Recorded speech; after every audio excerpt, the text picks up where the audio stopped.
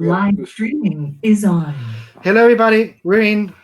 Happy Monday. Happy Memorial Day for those of you who celebrated in America. Here we have some technical issues as normal. This is life and it happens. But we're here now, which is the important thing. And with us is one of my oldest friends in this business, one of the best human beings I know, one of the most important artists in like forever, Mr. Jim Starlin. How are you, Jim, my friend? I'm doing pretty good. My head's all swelled up after that introduction. Hey, we clean our heads before we started for a reason. Yes. How are you doing? How are you doing with this? As Howard, Chaykin called it, the most boring apocalypse in the history of apocalypses. I'm doing quite well, actually. I took on this big job just beforehand, a 100-page graphic novel, and I figured it was going to be sometime beginning of next year before I got the pencils done. And as it turns out, I've only got about 12 or 13 pages left to do at this point. There's nothing else to do except. And why? Let's talk about what we all want to talk about first. Myself, Dreadstar. What made you just say, you know what? Screw it. I'm going back to Dreadstar. Why? Well, I wasn't able to draw for the longest time because I had hurt my hand. And I just never thought I was going to get back to drawing again. But things changed after 3 years of squeezing this damn ball and doing other exercises. The muscles that had been blown away between these two spots, between the thumb and the finger, knitted good enough. I'd always been able to draw for like about 10, 15 minutes. Mm-hmm. And then the hand would cramp up and I'd have to run it under cold water. But after about 3 years of doing this stuff, I found I could draw a little bit. And then when we did the remastering on the coloring on the Dreadstar Omnibus, I spent a lot of time with a stylist, which is not the same thing as penciling because there's no pressure. You just put it and move it around. But my hand got used to holding a pen again. Yes. All right. We're plugging, people. We're plugging. All right. So I eventually actually got around to the point where I could pencil and ink those covers for the book, which took me about 2 weeks each time. Much nowhere near my old rate of about 2 or 3 pages a day in the old days, but. And I've been talking to people, producers, about Dreadstar here for a bit after the movies were done. And my original idea was I was going to write the last in-story for Dreadstar, his final story. And I've got that pretty well plotted out, but I realized that ending the character just before I'm starting up on some other things with it is not a real good financial situation. Mm-hmm. So I dug up another story, went exploring around in the past, his Dreadstar's past, and there was this one unresolved issue that I always was bothered by. And that developed into this love story, which is what Dreadstar Returns is all about. And if you haven't, supported Dreadstar Returns, even if it, went above and beyond, like incredibly above and beyond what was needed for the Kickstarter, I think you're still on time to get it in a way or another, right, Jim? I think you can order copies of the book still. Okay, I was on the Kickstarter the other day and just to see what the final count was, and I noticed that they said you can order books. There's a button you can push. Okay, Question: is Dreadstar you in a way in different stages of your life? Well, when I first started doing the Metamorphosis Odyssey, I was painting all the pages, and I was working with photo reference. I used myself for Dreadstar, Za, and Enkedon, and occasionally Val Malric would be Enkedon. We had this bald cap and wrap a towel around ourselves and take pictures. I've seen some of those pictures. Yes. But I had other folks, Frank Miller was Juliet's father. Walt Simon was Jonas Soul. I used him. I had a lot of different people. Joe Rubenstein was the before the blast, the syzygy, and later on, I sort of became syzygy because I was always available. And that's why, and I've never gotten rid of the beard, so that's why if Vance and I look so much alike. He's quite a bit beefier than I am. But is it just a resemblance because you use yourself as photo reference, or as, again, is he in any way a mirror of yourself in different stages of your life? Well, all the characters from Warlock to less so with Captain Marvel, but Warlock, Dreadstar, they were all working through my issues. Mm-hmm. And so there was a bit of me in Dreadstar. Have no magic sword. I've not attempted suicide in the longest time, so I'm not Warlock either. Good. And basically, there's always a little bit of a character that a writer works himself in there somehow, because it's just you're your closest source material, and you have to come up with a point of view for a story. So whose point of view are you going to use other than your own? Yeah, it could be fake if you did it any other way, right? It's got to be coming from your heart or your guts or whatever it comes. It needs to come to portray the emotion you want to portray. And it's difficult trying to get your head into another person's place. I wrote a novel with Dinah Grzunas about a black cleaning lady. Neither one of us were black. She at least had the female part going for her, my co-writer did.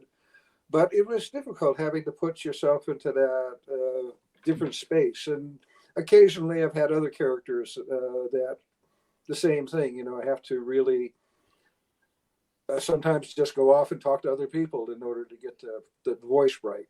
Yeah, that's a really interesting thing. I was going to ask you, was as a writer and as a human being, what is the thing you miss the most being able to do because of this apocalypse? Like they tell you, like in the next 5 minutes, hey, you're free, everything is done, there's no risk, get out. What's the first thing you would do? Handball and racquetball. Okay. I miss my exercise. I'm going around collecting dead wood and chopping down dead trees right now, so I'm getting some muscular things, but my aerobics is not as good as it should be. I'm not getting as much aerobic, and that affects my mood. I have to dig my bike out and start bicycling again. I haven't done that in years. And a question I make to everybody: when you're either writing or drawing, do you have a soundtrack? No, I usually work in silence or work with a movie on. Mm-hmm. Don't listen to music much, especially with writing. I have nothing on when I'm writing, but the music distracts me. So I listen to music in the car and around the house, but not at work. I have nothing up here as far as music goes up here in the studio. Yeah, I've been talking to other people, for example, Olivier Coipel or others told me that depends on the phase of the drawing. For example, if he's doing layouts or thumbnails, no music at all, no sound, because he needs to concentrate on composition, the storytelling, etc. But then when he goes to, finishing pencils or inks, since he's more technical, he will go and, put on some music to get into some kind of emotion, meaning I need epics. I'm going to go with, I don't know, Last of the Mohicans to say something, or I needed some emotional stuff.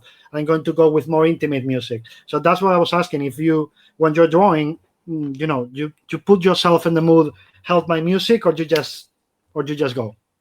Yeah, no, my emotional content is all worked out in the plotting and in the layouts, and so when I'm sitting down to draw or write, it's an intellectual exercise. I know where I want to get to with the heart, and now it's time to let the mind take over, the brain take over, and be the navigator.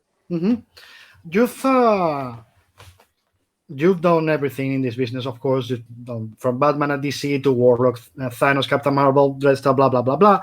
And I say blah blah blah blah because everything I say he's done it. You think, oh, Shang-Chi, Master of Kung Fu, they're doing a movie. Yes, he created that character too.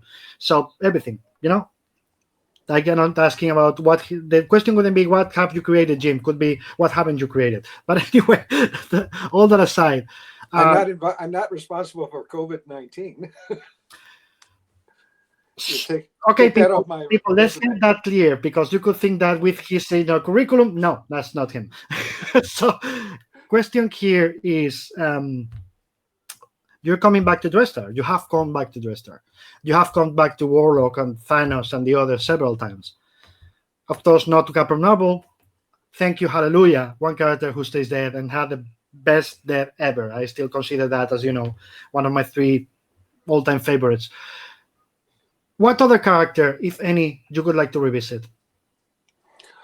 Oh, I'm strictly Dreadstar right now. I'm old enough now where I've done as much as I want to do for the 2 major companies. I did a middleman cover, which I'd never done them before, for Dan DiDio before he left DC. But other than that, I don't really see myself doing anything other than working on Dreadstar on these my twilight years here. Not even any of your other creator-owned characters? I would like to finish off Kid Cosmos sometimes, but I do not know if that's ever going to happen or not. Okay. Just because there's a lot of stuff to be done on Dreadstar right now. Absolutely.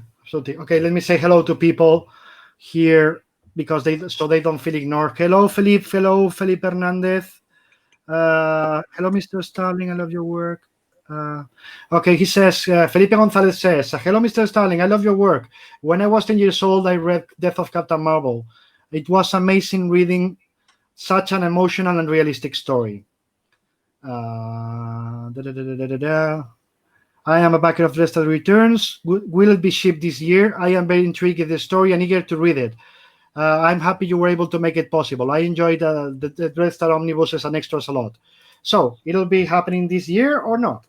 Yes. We're trying to shoot for before the election. A lot of it's going to depend on my inker. Jamie Jameson, who is inking the book, she got the COVID-19 early on. And she had a very severe case of it. We thought we were going to lose her on a couple occasions. But she seems to be better now, and she started inking again. And as she inks them, I color them. So I think we still may be able, I've only got 12 pages or so left to pencil. So once she gets going on the inking full time again, we may be able to make it so it comes out before November. Because there's some political stuff at the beginning of the thing. As you may recall, I had a bit of a spat with a certain narcissist who stuck his head on top of one of my characters for a campaign ad. Yes. And so I decided, hey, turnaround's fair game. So he, someone sort of like him may be inside the first 10 pages of Dreadstar Returns. Oh, okay.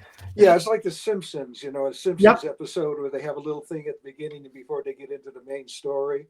Yeah. This is the same sort of thing. Nice. He deserves no less. What do you like to do? Let's ask about movies.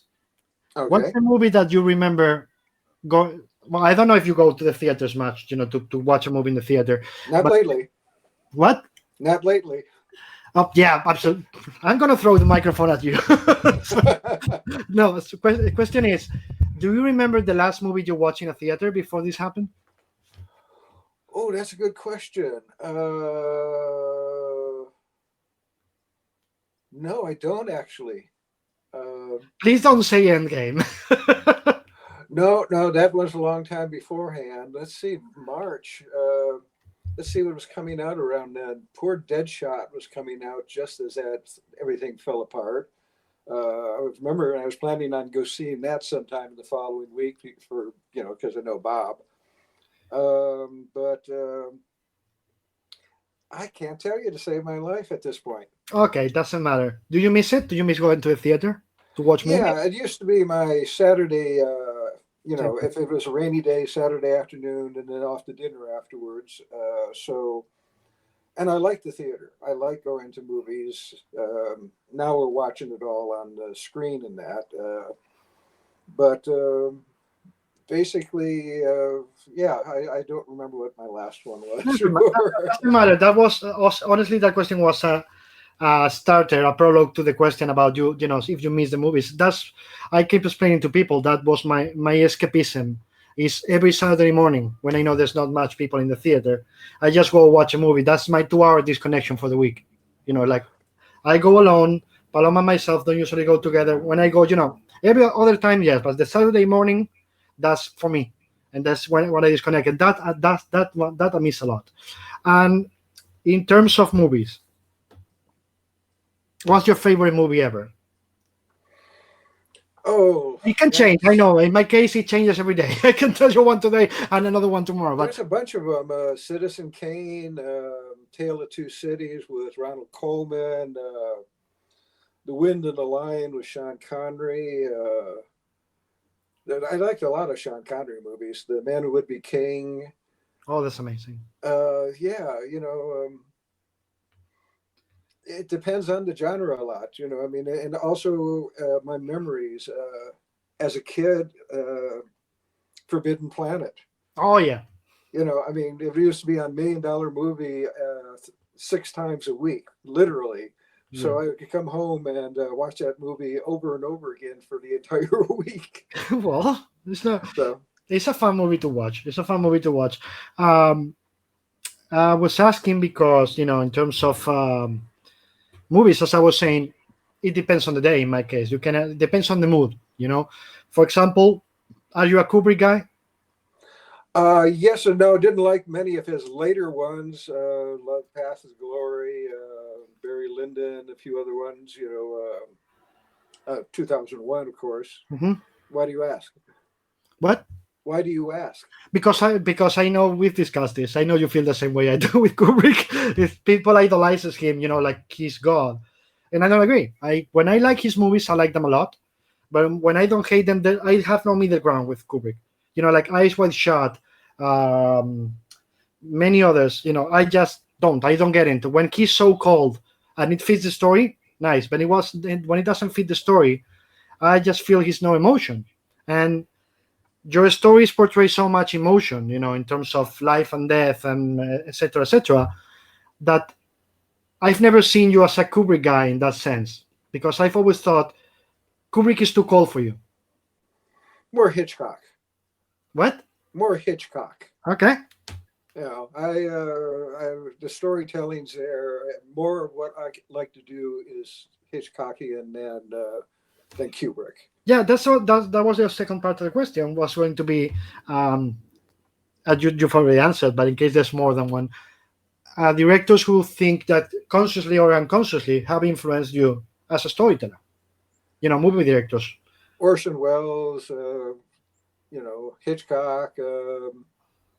A lot of directors whose names I can't come to, but I like the storytellers. Mm-hmm. You know, so I tend to go there rather than I like substance over style. Yeah. And Kubrick most of the time was style on a lot of things. Yeah. Early on, you know, there are like David Lynch is another one. You know, I really liked Elephant Man and a lot of his early things, and Twin Peaks left me cold. I talk to people who are like 10 years younger than me, and they think I'm nuts for not liking Twin Peaks. Well, I like the first season. From that point on, when it goes just absolutely bananas and nothing makes sense, I just you know, and the new you know season they did recently, I couldn't get into it. You know, yeah, even the ones who seem to like the series didn't like this last one. Yeah, I agree. It goes just too far. But when we talk about style of substance, etc., I always go back to John Ford and Orson Welles. You know, Orson Welles saying, when people ask me who's your favorite director, I would say, look, I agree with Orson Welles. Anytime anybody asks him, he could say first John Ford, and then there's the rest of us. So as a storyteller, plus with Wells, you have to admire what he overcame technologically wise. he devised a way for a camera to go through a door when nobody could ever do that by Yeah. raising the entire wall so this camera that was the size of a Buick could go through the doorway. Yeah.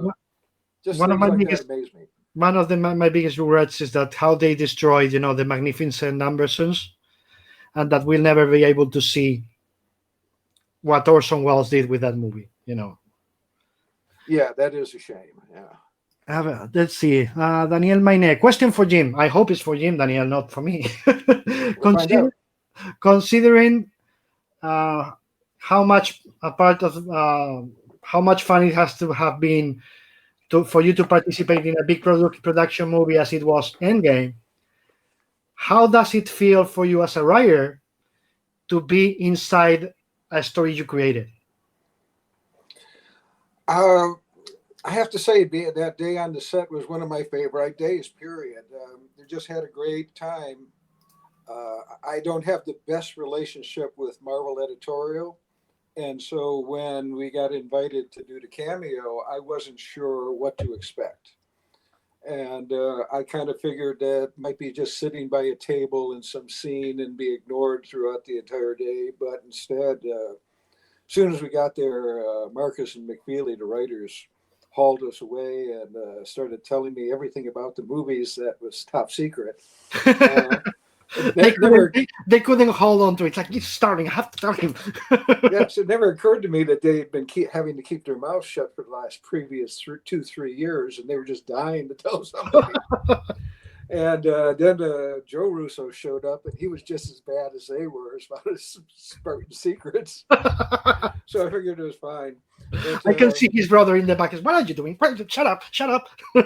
Well, actually, Tony wasn't there at all because he had pneumonia the day we shot. Yeah, so he's he's much better now. But I met him much later on.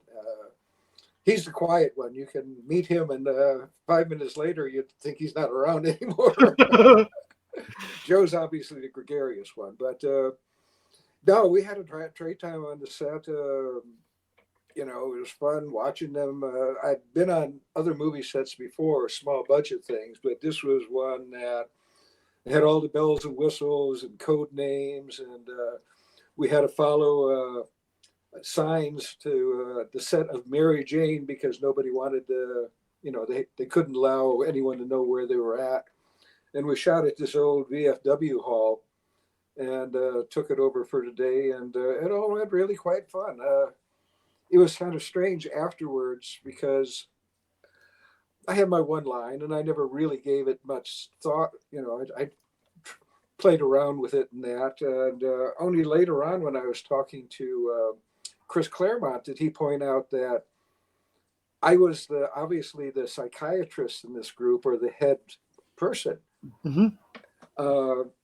Because I was the one who was asking questions.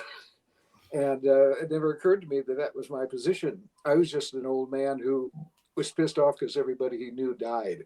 Mm-hmm. So, you get different perspectives with time. And that one kind of jarred me at that point when he pointed it out to me. I thought it was Steve, since he had taken the role of Sam, who had died, who was acting as a counselor. And you were part of the group, people he was counseling in that scene. I sort of figured that. I kind of thought Joe Russo's was, maybe just because he's the director. Of course, yeah. Yeah, and he was in charge on the set and all that. And so I just assumed he was it. But then looking at his dialogue, he's obviously a participant. Yeah, absolutely. His dead lover. I was really quite surprised by the reaction by some people about the gay aspect of that particular scene. Because it never came up when we were on the set. I noted in my head that was pretty cool. Never occurred to me that there hadn't been anything in the Marvel Universe cinematically that had anything to do with gays. Yeah. And when the movie came out and all these haters came ranting and raving out of the work, I went, Lord, get a life. Jesus. I honestly didn't realize it was the first mention of a gay couple in a Marvel movie. I started until I started hearing from the haters. And I was like, wait, it's the first one. See how much I care? Nothing. I don't care. It's just... No. Actually, one of those haters went and edited, took a in game and edited out all the gay women, uh, everything he had trouble with, any kind of cursing, and got it down to about a 15-minute movie. That's what I was gonna say. If you take out that, the first scene with Captain Marvel, and then the other scene with all the women, etc., etc., etc., how much movie do you get? And how much sense does it make? I've never seen it, so I Yeah, good, couldn't tell good you. for you. Yeah, I expected that could be your answer. Like, no, no, I'm not watching that. yeah, there's that one I'm going to skip, and the extended version of the Justice League movie. Yeah, we have Endgame, the miniseries, Haters Cat, whatever. Okay, let me see. Daniel asks, as a legend from the comic book industry, artists all over the world would love to meet you in person. But in your own case, who was the first artist or writer that you remember that you met, as a fan? Oh, Steve Ditko. I was 16 years old and came to New York to the World's Fair at the time, and decided I was going to try and reach several of the artists I liked. Kirby had already moved out to California, so he wasn't available. Kubert, I couldn't find a number on because he lived in New Jersey. Carmine Infantino, I actually reached, and only years later, because he had this distinctive voice, Carmine gave me this song and Dan said, "Oh, he never comes into the office. He's just, yeah, we haven't seen him in weeks." And then years later, I meet him and I go, "That's the same voice." He was telling me he wasn't there. But Steve Ditko, I told him I was not too far away, and he invited me over, and for about 2 hours, we sat and talked about art and drawing and comics. And it was at the end of his Spider-Man run. He had this board up that showed what he was working on, and the last one was a guy named Joe, which was his final issue. Mm-hmm. And but it was amazing because I saw aspects of drawing that had never occurred to me. Steve had this really calligraphic style, Mm-hmm. Especially when he was doing drapery, and he had these notebooks that were set up with all these wrinkles. Mm-hmm. There were arms and legs and what have you. And if he was going through Spider-Man and he needed something real quick, he just went to the notebook and then he copied it down. And when he got to the inks, he made it unique to that point. Mm-hmm. So tricks that I never thought about. It's very nice that you say this because, nowadays people has this view of Ditko, as a weird, reclusive man, really close to Ayn Rand's views, etc., etc. Well, he was, but we never let that get in the way. That's what I was gonna say. That people sometimes need to separate. Need to separate the artist from the person. Many times people, goes against Ditko because of that, and I always say, okay, you cannot agree with his views, but he didn't kill anybody, and this is the art he did. And he's a creator of Spider-Man and the Doctor Strange and many other things that's history of comics. Yeah, amazing adult fantasy. Yeah. Let me see. But this is a question that somebody has maybe asked you a million times. But what do you think about the Log from Howard asked? What do you think about the version of Thanos that we've seen in the movies? I guess compared to yours. True to the spirit, if not the letter of the character, very much so. The alternative motivation they took right out of the Silver Surfer. So they tried to stick as much as they could with it. There was an edict at the time about avoiding abstract characters like eternity and death because they didn't figure the movie-going public was ready for that just yet. And so no mistress death in the story. Mm-hmm. But from everything I keep hearing, and people keep crediting with me with announcing that he's going to be in the Eternals, apparently. It's the movie studio that actually announced it. I keep getting Google reports excuse me, Google thing saying Jim Starlin announces that, and I went, no, Jim Starlin didn't announce anything. He just repeated what he read. Hey, good thing that they give you credit for that. If they gave you credit for a bad thing, you know. Felipe Brel says Citizen Kane is the only movie that surpassed my expectation after hearing many times how great it was before watching it. I'm hoping Orson Welles' film of his play, Moby Dick Rehearse, will be found in his archives. Some great British actors starred in the play over. They destroyed so many things of what Orson Welles did. I don't know if we are going to see that. Yeah, Wells had a very acrimonious relationship with Hollywood. And, To say the least. yeah, right from the start. Yeah. Antonio Simon, Mr. Starling, what is. Okay, he already answered that, Antonio. His relationship with Marvel Editorial, he already answered that. So let's move to the next one. Dreadstar is your creator-owned. Felipe Gonzalez asks, Dreadstar is your creator-owned work and one of the most enjoyable. Did you always know where the story was going to go? The changes after issue 32 and also your departure after issue 40 were planned from the beginning? This is Dreadstar we're talking about? Yeah. Nothing was planned from the beginning. To be completely honest. I credit myself with being the most self-indulgent artist that I know. And I can change a story right in the middle of the pencil job. Did it quite often early on with the Death of Captain, or with Captain Marvel and what have you. When I was working on Metamorphosis on Captain Marvel 25, I was walking down the street and there was in New York, and there was a bag of garbage sitting on the corner. It had a grease stain on it. And as I was waiting for the light to change, I sort of started looking at the grease stain and saw something there and said, hey, that's pretty cool looking. And I went back to my studio, my apartment at the time, and started reworking the Metamorphosis so that the character Eon would appear, because Eon was the grease stain that I saw.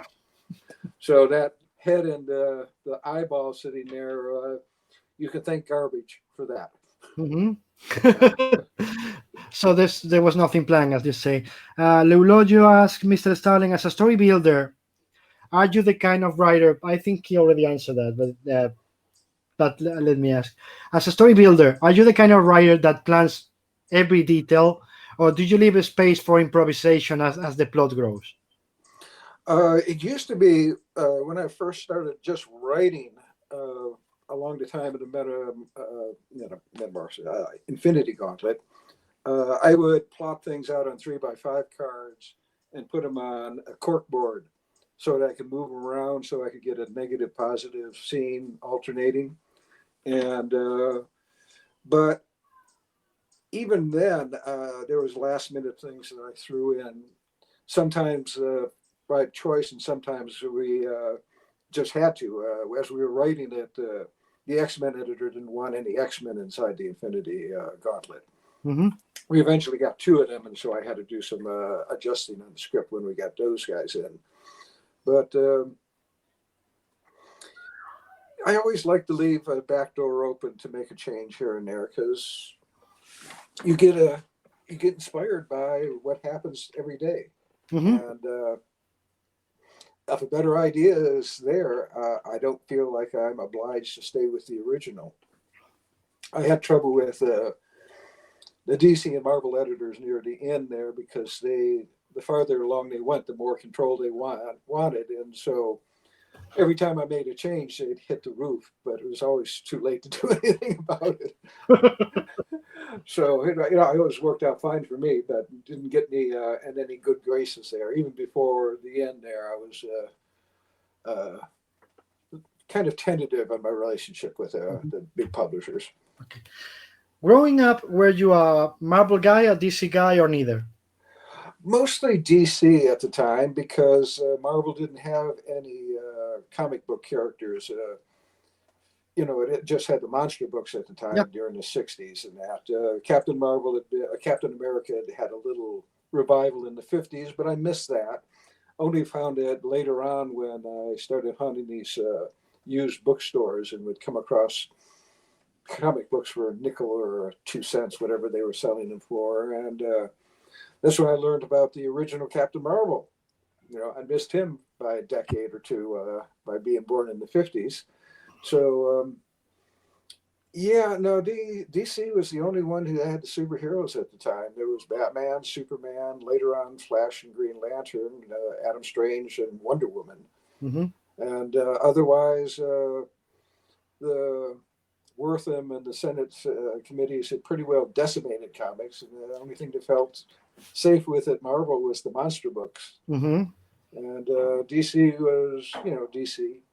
And that's why I think a lot of their characters are kind of hard to translate over into films, because they started off as ciphers. Batman and Superman, on the exceptions of these things, were out of the 30s and very much through the time have developed their own intricate storyline, where Flash and Green Lantern are tough characters because they were meant to be bland white guys Mm-hmm. in the 1950s.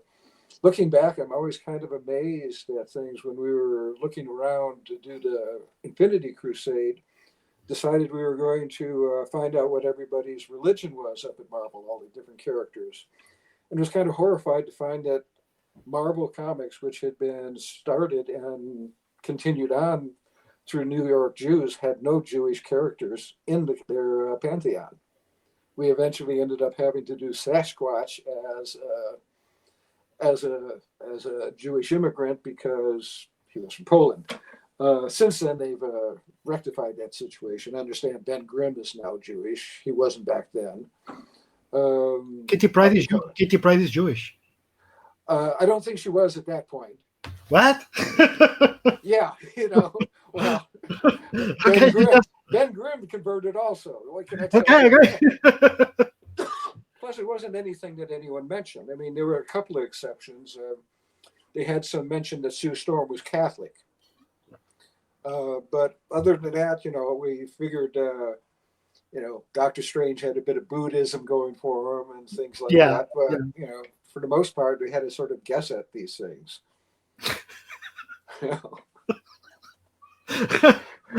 That's one of the things that I will never think about until you just mentioned, like, Doctor Strange, Buddhist.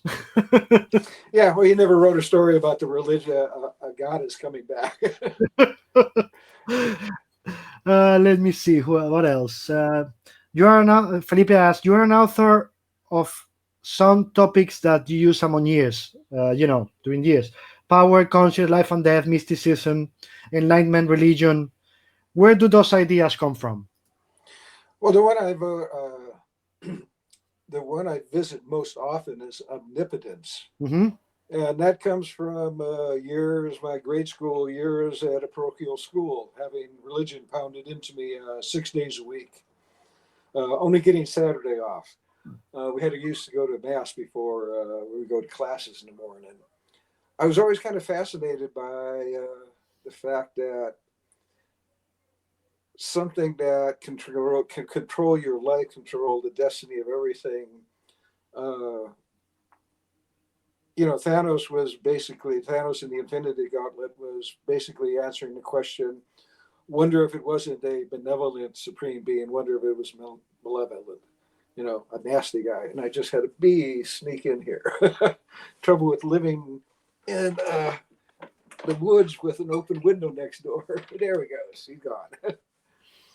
But basically, there's certain themes that I will return to. I try to change the plot and the stories and that, but even in the newest Dreadstar, omnipotence works its way into the story. Mm-hmm. When you were after, when you went to DC, you did Batman. You did a lot of stuff with, a lot of stuff, but you did a couple of things with Bernie. You did, Batman the Cult, and you also did the Weird. Some of my favorite stories, yes. Yeah, and one of my favorite too is many people doesn't talk about the Weird. During that time at DC, of course, they talk about the other stuff you did. They talk about Gilgamesh 2. They talk about Batman. They talk about Batman the Cult, blah blah blah. But they don't talk often about the Weird. No, they never liked him up there for some reason. He never caught on. The weird book sold fine. Hmm. Brought him back later on for Stormwatch, I think it was called, the name of the book. Yeah. But he just was never a character that fired up a lot of people's imaginations, other than not mine. Bernie and I had a great time with it. It certainly looked like it. It certainly looked like he was having fun. Yeah, it was early on. I think it was the second job we did. The first one we did Marvel style, and the second one I did a full script. And I remember with each job, Bernie had some problem. Mm-hmm. And sometimes I would, in my first script, I would say what a character was doing early on in the panel description, but then have his dialogue near the back end of the train of dialogue. And so he would always get upset with me for not having the dialogue matching up with the panel description. So I corrected on that. On the third job, when we did the Cult, he was having his first child, John Wrightson. Mm-hmm. And Bernie Wrightson, who was the master of macabre and horror, was horrified by all the terrible things I was asking him to draw. Fatherhood had changed him for a few months there. Oh my God, that's rich. And what was the idea behind the Weird? It was religious subjects, pouring into your work, or it was trying to look at it from a different perspective? It was more sociological, the Weird, than I would say the religion. It skirts around slavery, class structure, the macrolots, and whatever Weird's people's name was. It's been more than 20 years, so you have to forgive me if I don't remember everybody's names. It was just it was more of a case of wanting to do an innocent and doing a little sociological study stuff on that particular one. Yeah. And then with Bernie, you also did Batman the Cult. Did you guys have as much backlash or close that you would have today? Did I have what? Backlash, from religious nuts. No, surprisingly we didn't. The only trouble we had on that one is it was their best-selling book that year. And we thought they would be more than glad to jump at another sequel to it. Yeah. And they didn't want it. They were insisting that Bernie work with Len Wein on a Swamp Thing miniseries. Now, all your listeners right now are going, a Swamp Thing miniseries after the Cult? I don't remember that. Well, there's a good reason you don't remember that, because Bernie, if you wanted to get a comic book story out of him, you had to stop by once a week, cheer him on, get him all fired up to go on for the next 5-10 pages. And if you didn't do that, he left the book. He just quit the job. Ron Mars and I were the only people who were able for the longest time to get stories out of him. And so I told Paul Levitz, or whoever it was, that, Len lives out in California, Bernie in New York. You're not going to get this job out of him. And they said, we want this job. And they just didn't listen. And he did like about 8 pages and quit. Mm-hmm. And then we went over and took the Batman Cult sequel that we were going to do, conveyed it over to a Punisher story, and sold it to Marvel as a Punisher story.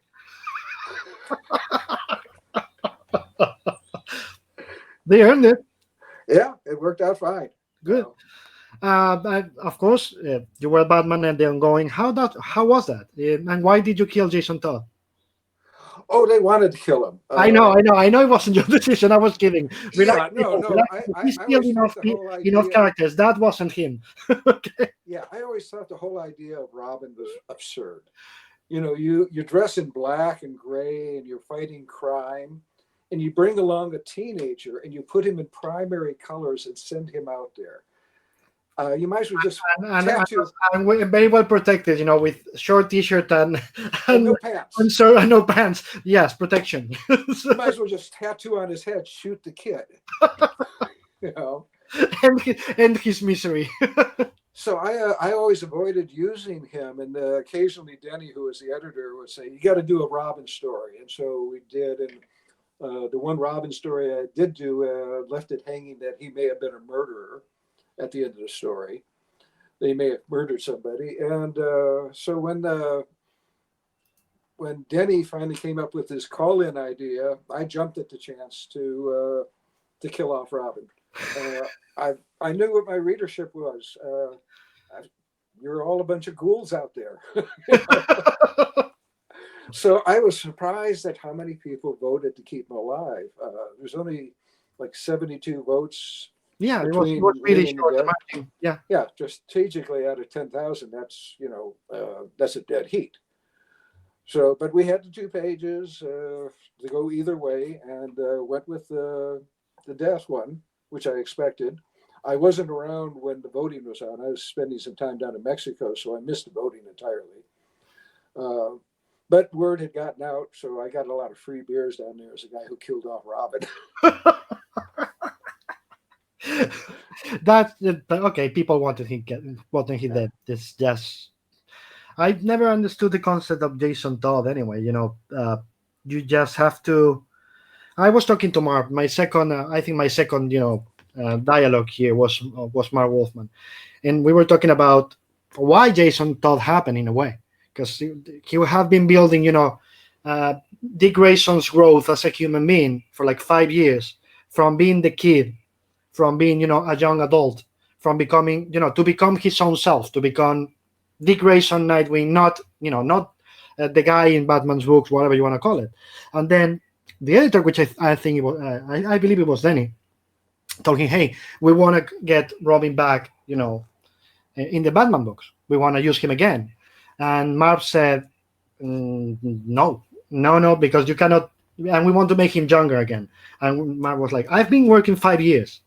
I've been, building this." So the idea was, okay, he stops being Robin, he becomes Nightwing, and you get another Robin. And I was like, okay, so in theory that works for both sides, but you get a Robin that is not the original, that is always going to feel like a clone, like a bad copy. Well, it was a carbon copy, as I recall from his origin. It was, let's say, Dick Grayson was the circus, and wasn't Todd's parents killed in a theater or something like that. I mean, it was all just a few little nicks and tucks here just to make. Yeah, he was supposed to be red-haired, and then they tinted his hair black, so he looked like Big Red. It was really dumb. But anyway, he got a lot of beers because people wanted Jason the Todd there. Yeah, so and it happened. It wasn't him. It was the phone calls. Jim never wanted to kill him. He's a good guy. No, okay. I wanted to kill him right from the start. Okay, let's go. Javier Meson, hi. How did the collaboration on Thanos graphic novels with Alan Davis came about? Will you guys work together again? I'd love to work with Alan again. I don't know if we ever will. He's under contract with Marvel, and I'm not working for Marvel Editorial any longer.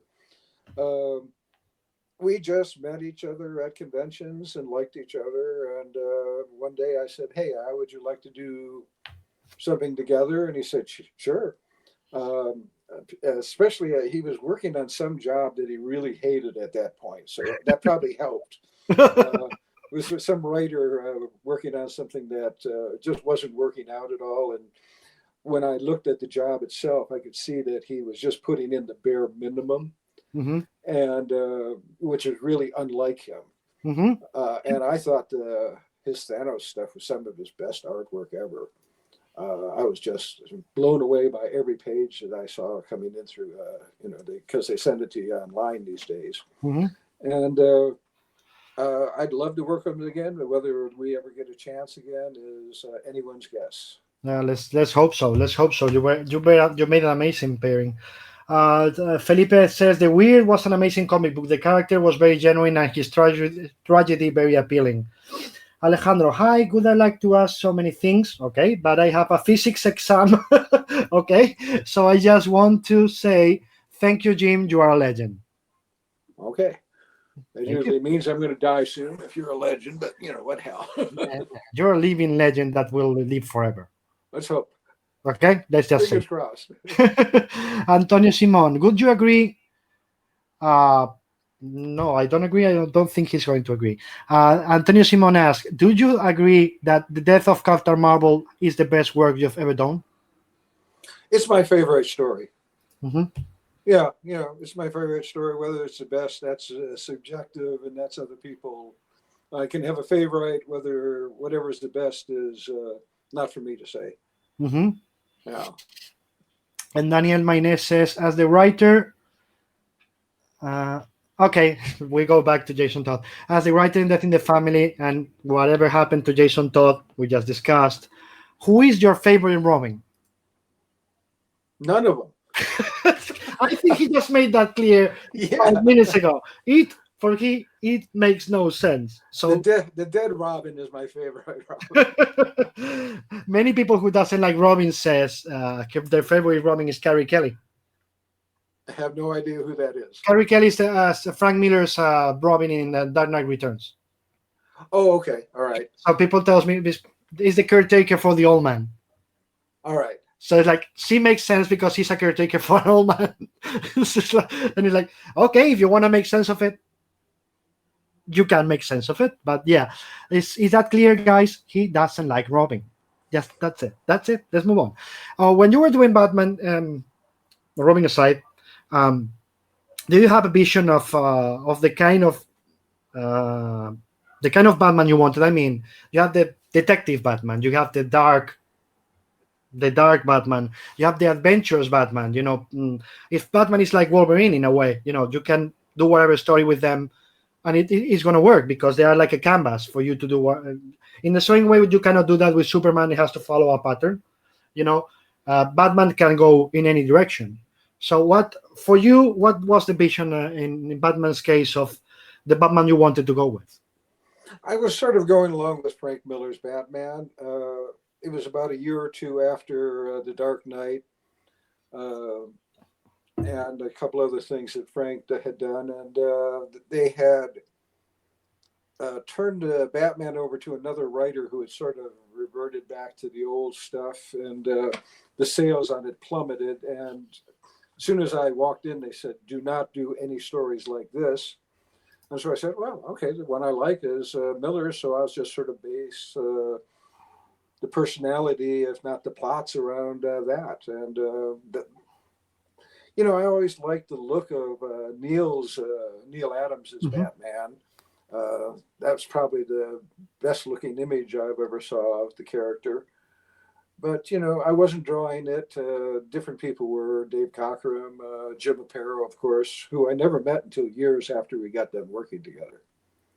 You never met Jim Aparo? I had never met Jim until I think it was about a year or so before he died. And when I wrote the script for The Death in the Family, I said the picture of Batman carrying the dead Robin out. I said, "This is the one that you are going to be remembered by." And years later, I ran into Jim at a convention, and he said, "You're absolutely right. Every time I turn around, somebody wants a sketch of that damn thing." I hope he made a lot of money. Let us hope, yes. Doing commissions out of that. Another thing you did, and that I loved in that era, more or less, to see if I'm wrong with my times, you can kill me, and I will let you do it because you're my friend. So, Cosmic Odyssey. How was it? Did you like that? Did you like to play with those characters in that context? Oh yeah, that's another one of my favorite books. Working with Mike Mignola was terrific. It was another one of those jobs that was very strange in the fact that DC approached me. They had a book called a series called The Books of Magic, Yeah, which had all the mystical characters that it had, and they said, "Well, we want you to do a series where you map out the DC science fiction universe for us, and just go through that." And I stayed with that idea for about 5 minutes until I got out to the lobby, and nobody checked on it. Helfer, who was the editor, I guess he sort of forgot that this was supposed to be a map. And Mike Mignola had drawn like 2 issues before finally somebody in the office said, "This is not what we asked for." And so I got a call up, very stern call, saying that, we're really disappointed. This is not what we wanted. We're going to just put this thing out and we'll forget about it. But I'm not sure we're going to ever really want you to work for us again. And, I was kind of taken aback by that, but I said, okay, it's what it is. And then it sold really well. And for the last 25, 30 years, they've been having to pay me royalty. You look so sad, Jim. You look so sad. Yeah, I think it's done a little bit better on the reprints that the Book of Magic did. I don't know if that's even in print anymore. Oh, if it's the original Books of Magic, the ones Neil did, those are still selling. Okay. That's because he did the 4, with Bolton and the others, the 4 Prestige volumes. But the ongoing, nobody even remembers about it. But if the original 4 Prestige, there, it's Neil Gaiman, so it's still on sale. But I don't think it sells a lot. I don't think it sells more than Cosmic Odyssey because that's a perennial big seller for them. Yeah, but it went out pretty well, and so we ended up doing more for DC within weeks after this edict that I wasn't going to get any more work. So it worked out okay. Good for you. So let me see. Log from Howard asks, how did you come up with that Adam Warlock story with a paradox of himself included, where his future self tells him what is going to happen? It didn't involve drugs, just so you know. Yeah, there was a lot of drugs involved at the time. It was the 70s. I was out of the service. I was not in the best of shape mentally at that point, actually. And so it was cheap therapy. I always thought doing comics is the cheapest therapy. The death of Captain Marvel was me working my own father's death out from cancer. So basically, I was reading a lot of Carlos Castaneda, Wilhelm Reich during that time, and it really reflected as to what happened inside that series. And then later on in the Batman stuff, I was reading a lot of Andrew Box and John D. McDonald and stuff like that. So, that's what got me off onto those particular. In fact, there's one particular story where I have a bunch of federal agents, and if you go through the listings of their names, they're all crime writers. Nice. Let me see. What is your favorite? Miguel BK16JD. Wow, that's a name. Ask, what is your favorite character in comic books in general? It'd probably be between the a lot of this comes back to my childhood. It'd probably be between the Hulk and Batman. I think the Hulk, when I was a kid, was my favorite.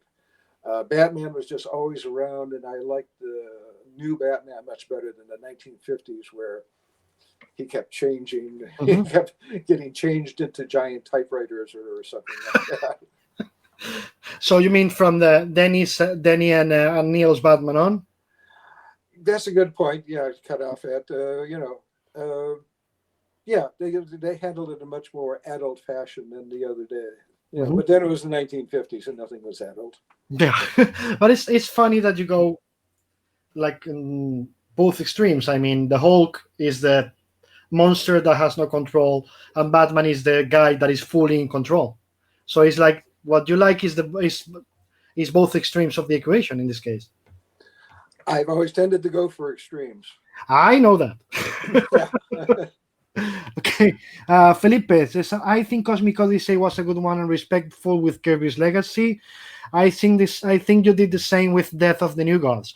We haven't mentioned that one. How did it come that they asked you to do the Death of the New Gods? Let's see. This one writer was supposed to be revamping it. Can't think of his name right off the top of my head. Very popular writer too. Grant Morrison. Yes, Morrison. Yeah. And so they asked me. That was supposed to happen in Final Crisis. Yes, he was working on that, and they asked me to kill off the new gods so that he could reinvent them. Mhm. And so, as we going along, Grant started asking me to stick things in there for his series, Yeah. which included the merging of the two planets, which John Burns had done like a few years before, but I didn't really want to do it. But I said, okay, I'm working for this guy, and so we finally complete the book, and Grant pulls out his version, and none of the things that he asked for ever appeared inside the book. And he gets out on the press and goes, "Oh, I never was planning on following up on anything Starlin did." So he screwed up my book for no reason, and so I've never really felt real comfortable with that book. I never liked it. There was too many compromises on it, and I figured at the time it was something that it was working in the machine, and I just would never do that, make that mistake again.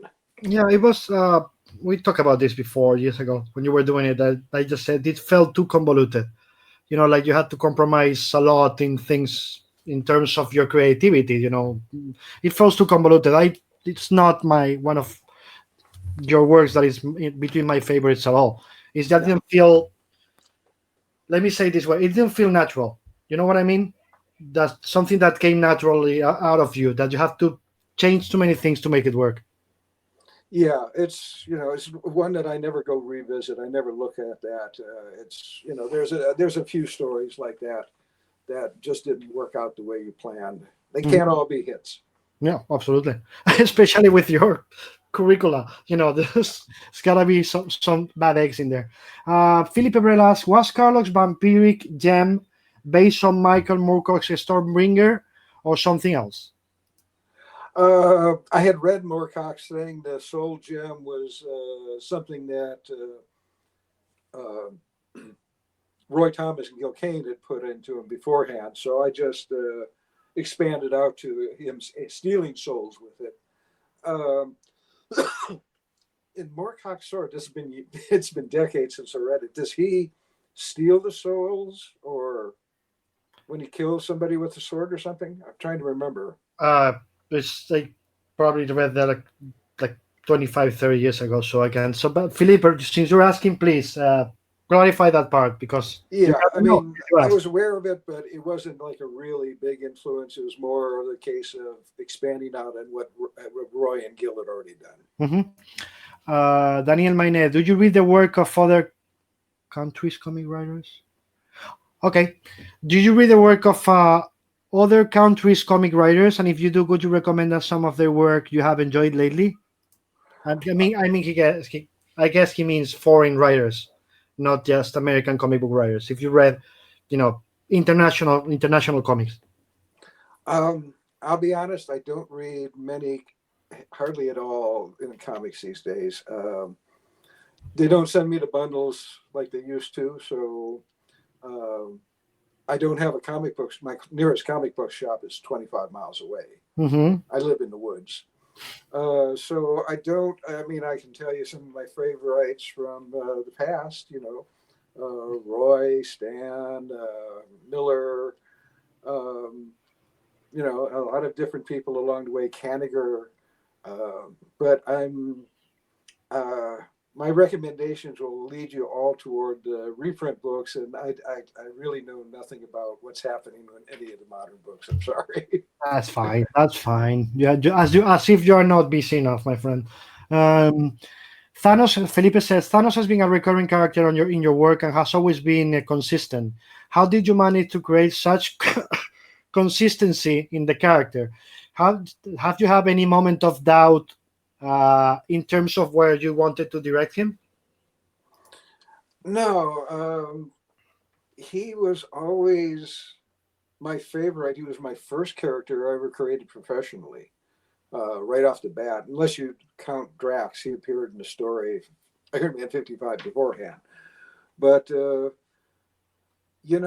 just once he got going and he became my fallback position. Uh, I would not go back to work at Marvel. I would always go back to work on Thanos. Every time I went back to Marvel, it was to do a Thanos story, whether it was Warlock, Silver Surfer, whatever, Infinity, Infinity. Infinity a million. Yes, the myriad Infinity books. Thanos was always, he was my firstborn. I say Dreadstar is my better son, but Thanos is the dark one, and you got to admit that he's there. So no, I've always, to this day, I still have ideas come up for him. I mean, I'll never go back to him at this point, but Never say he's never. still. Never say never. Oh, at this point, it's a definite never. I think I'm old enough now where I can say that. Okay.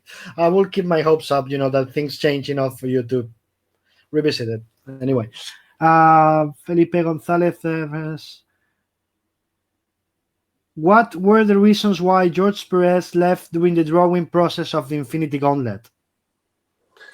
Well, at the time, the story was that he had been doing some acting, off-Broadway acting, and he wanted to do more acting, and so gave up the book. But having talked to George since then, he was working on something called the Battle of the Gods or Wonder Woman. Yes, the Wonder Woman thing. Yeah, and The War of the Gods. Yes, and he thought that would be the more profitable of the two things to do, so he went back to working for them. And and Ron came in. Ron Lim was always supposed to be the artist on it. He was going to just continue on from the Silver Surfer. So we brought Ron in, and oddly enough, I don't know what the reason was, but the issue that Ron came in, the sales went up. So that was cool, and set Ron up for the rest of his days. Well, it worked for both of you because George continued his run on Wonder Woman, and you got Ron, who was the original plan. So, and the sales went up. Yeah, so it all worked out. Yeah. Let me see. I love your mantra. Other Thanos are clones. Oh yeah, that was the Infinity something or other Abyss, was it? Something like that. Yeah, there was a Kesar story where Kesar fights Thanos, and I always thought that the cover should have been a bloody splat with Thanos standing over it.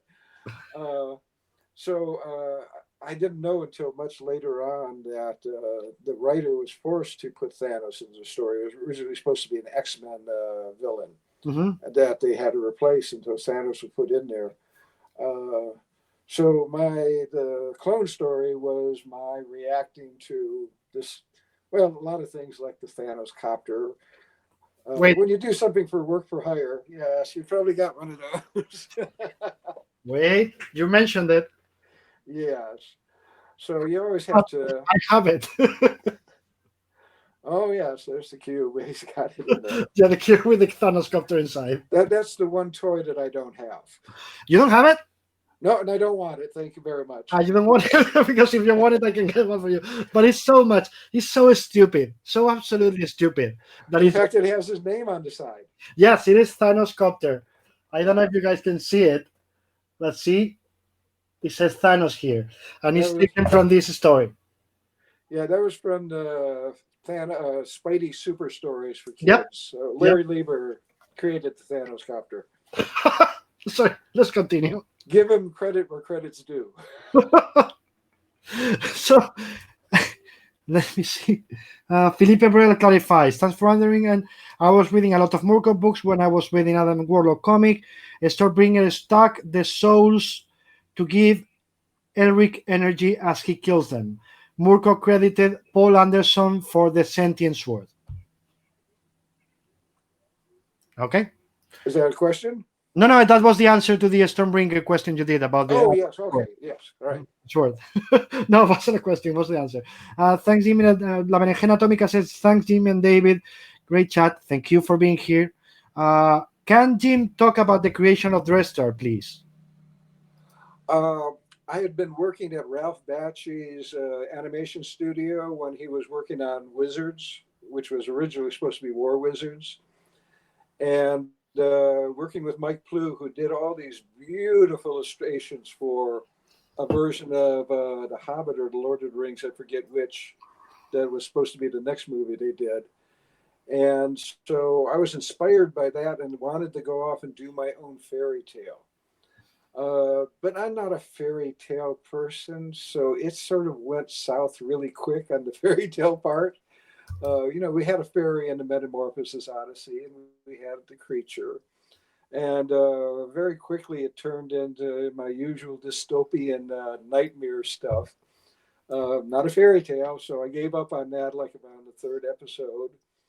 And basically, it's a story about things getting so bad that there's no fixing them. You have to start over.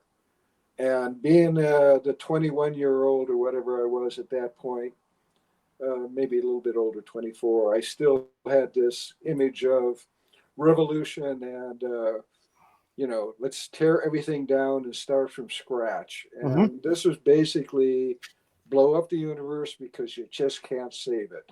And that was basically the story. It led off into its own little series eventually with Dreadstar. He wasn't actually supposed to be the lead character to start off with. It was Ankadon. Dreadstar doesn't pop up until the fifth episode or sixth episode, something like that. It was a time of experimentation. It was the 70s and 80s. And I got to play around and break a lot of rules and had a lot of fun with it. When you were doing Dreadstar, were you working on another book at the same time? Were you working on more than one book at the same time? Usually not. If I was drawing it, I was doing the Metamorphosis Odyssey, it was strictly that until I finished it. Then I'm sure I did some work between that and the price. But when I work on a job like that, there's nothing else I take on. I'll do some money jobs in between, but basically when I get obsessed, I just stay obsessed with whatever I'm doing. It looked like that. Felipe asks, how did Breed come about? I found it an interesting and adult series with a great imagination. The third part was very good and everything fits. I like the appearance of your own characters. I guess he means Dreadstar and the rest of them in the how they fifth look. issue of the last run, yeah. And that goes back to my former question when I said about returning to characters. I was asking also about Breed and others, not only Dreadstar. You coming back to Dreadstar now? Would you come back to Breed, or that you consider finished and done? I think Breed's finished. Kid Cosmos possibly back to Darklon and Weird the Mystic Warrior. Mirrored the Mystic Warrior was a one shot to begin with. Yeah. Bigfoot, humorous thing, but basically, Kid Cosmos would be about the only one I would come back to. And going back to Felipe's question, how did the concept of Breed come about? Let me think. I was trying to remember on that one. There was Malibu Comics. Oh, I originally started off as a novel. It was going to be an illustrated novel. That's right. I forgot about that. I actually have reprinted some of the drawings that were supposed to be. He didn't turn into a monster until I decided he was going to go to a comic. And that's when the horns and all that came into the thing.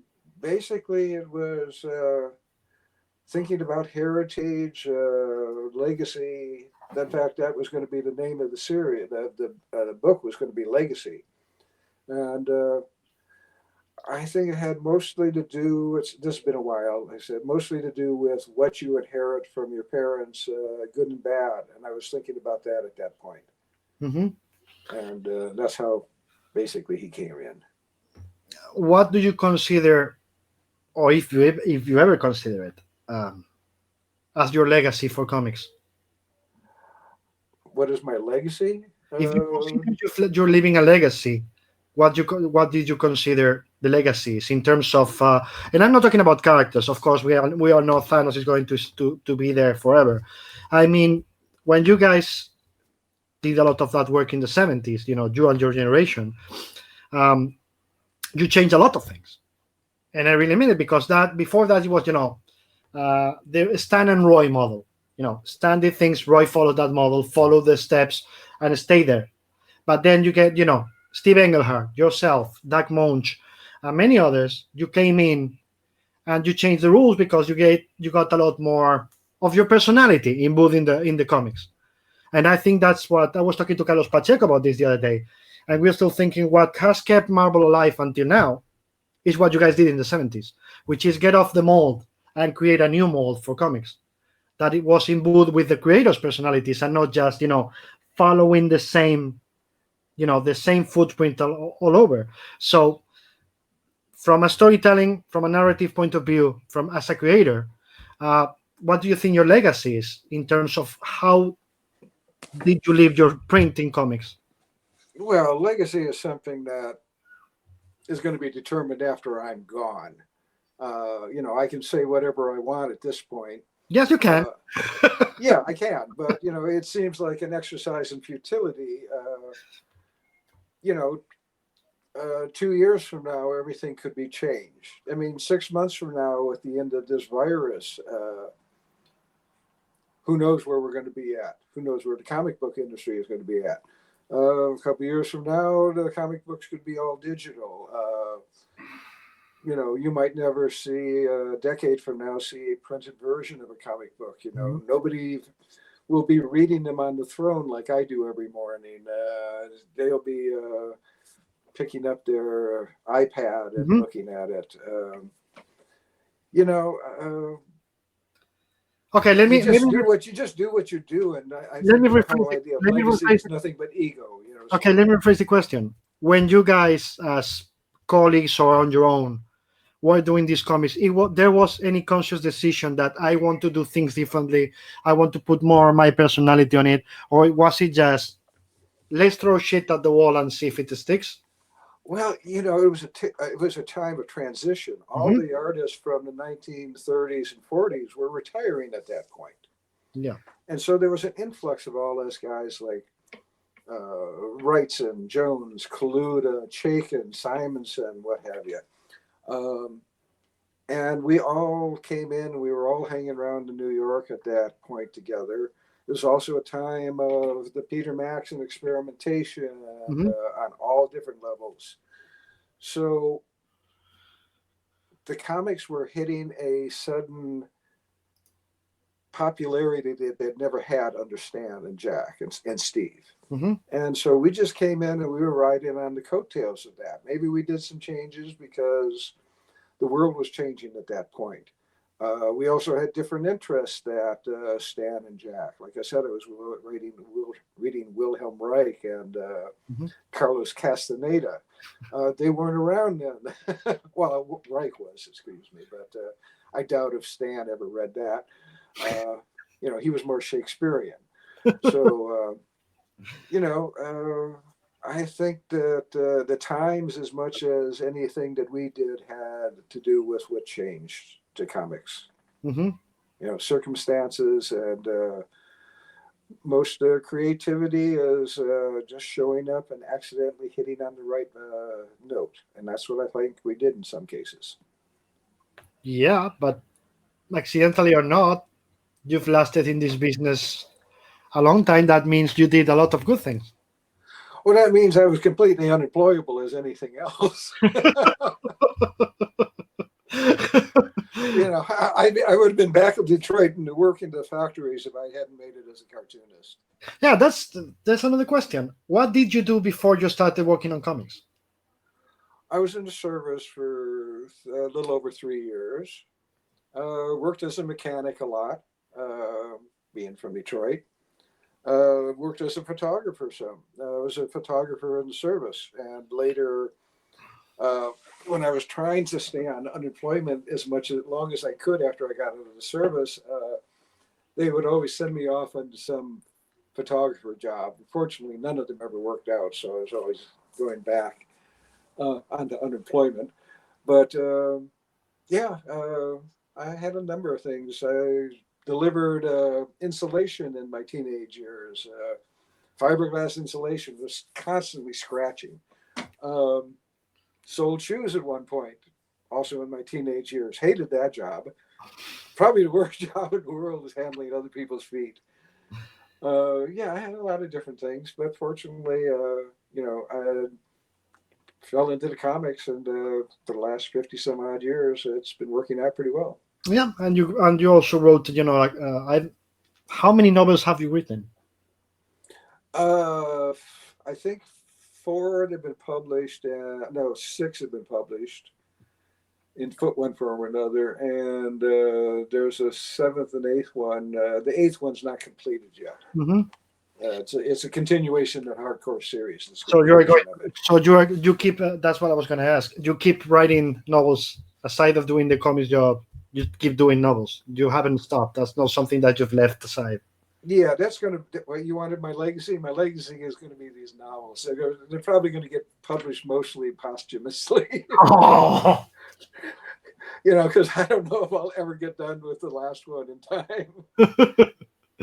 Okay, this Antonio Simon asks, as a fan of the Hulk, how did your collaboration with Wrightson started? Was your idea to do such a funny story, or was it proposed by Marvel? It was our idea, and I'm going to have to make this the last question, okay? Yes, we're on time, guys. We're on time, guys. We said 1 hour, we're 1 hour 30.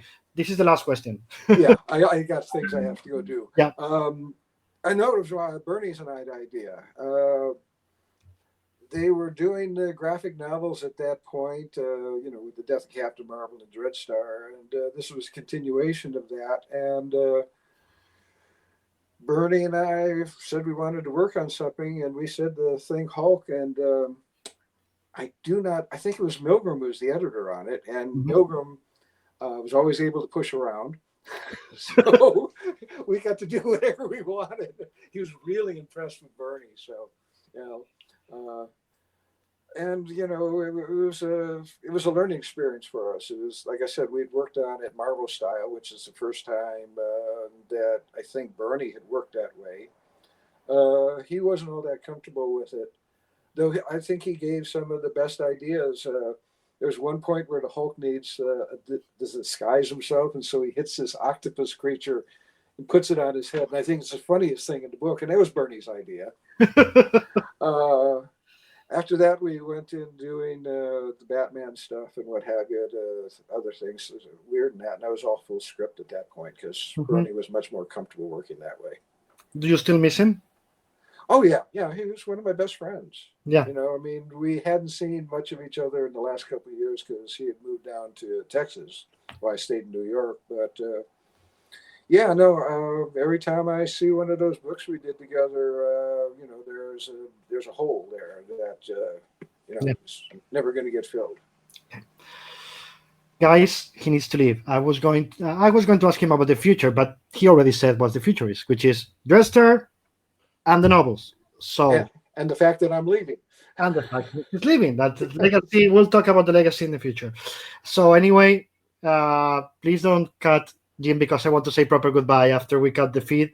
But to all of you, thank you very much for being there. I hope you liked it. Tomorrow with us, mañana con nosotros en Spanish, en español, el señor Jesús Saiz. Espero que estéis por aquí.